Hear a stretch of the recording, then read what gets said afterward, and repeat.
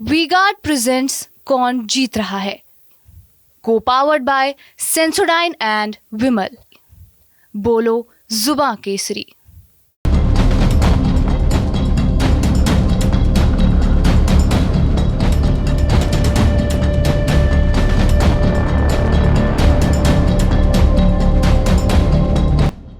लोकसभा चुनावों के 4 चरणों का घमासान खत्म हो चुका है, मगर अभी भी कई हाई प्रोफाइल सीटों पर सियासी रण की तैयारियां भी जोरों पर है।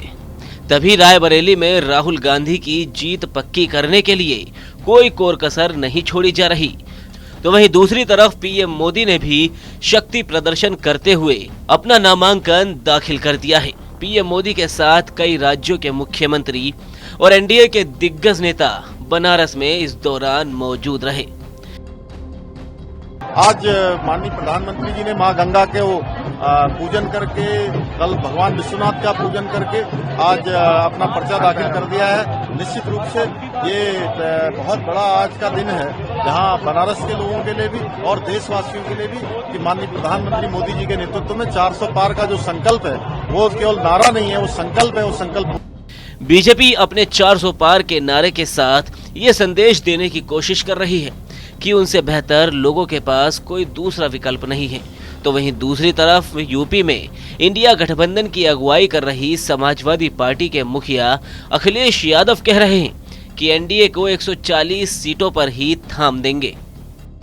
समाजवादियों का इंडिया गठबंधन का विजन क्लियर है और विजन क्लियर है, उसी का परिणाम है क्या जनता का समर्थन इंडिया गठबंधन समाजवादी पार्टी के साथ है।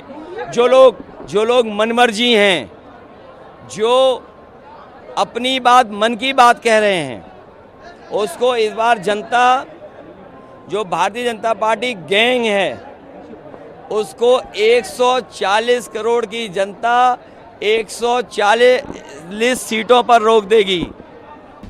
इसके अलावा अमेठी में प्रियंका गांधी ने तो ये तक कह दिया कि बीजेपी चुनाव के वक्त आकर लोगों से कुछ भी कह देगी और बाद में उसे जुमला बता दिया जाएगा। चुनाव के समय आके आपको कुछ भी बोल देंगे, कह देंगे कि आपके खातों में 15 लाख रुपए डाल रहे हैं। चुनाव के बाद नहीं होता, कहते कि वो तो चुनाव के लिए जुमला था, वो कहाँ बोला था हमने। क्योंकि उनको यह एहसास हो गया है कि उनको आपसे वोट लेने के लिए काम करने की जरूरत है। एक तरफ जहां बनारस में एनडीए के बड़े नेता पीएम के नामांकन के दौरान मौजूद रहे, तो वहीं कभी साइकिल की सवारी करने वाले जयंत चौधरी ने भी ये कह दिया कि एक बड़ा लक्ष्य तय किया गया है और अखिलेश जी तो लोगों से तालमेल ही नहीं बना पाते।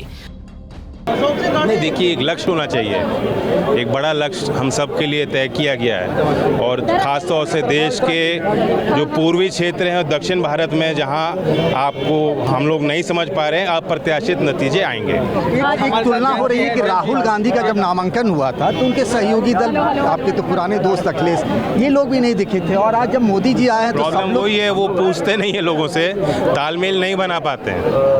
ये एक बेहतर तालमेल का संकेत है और सम्मान जब आप देंगे तो उसका आपको एक नतीजा भी आपको दिखाई देगा।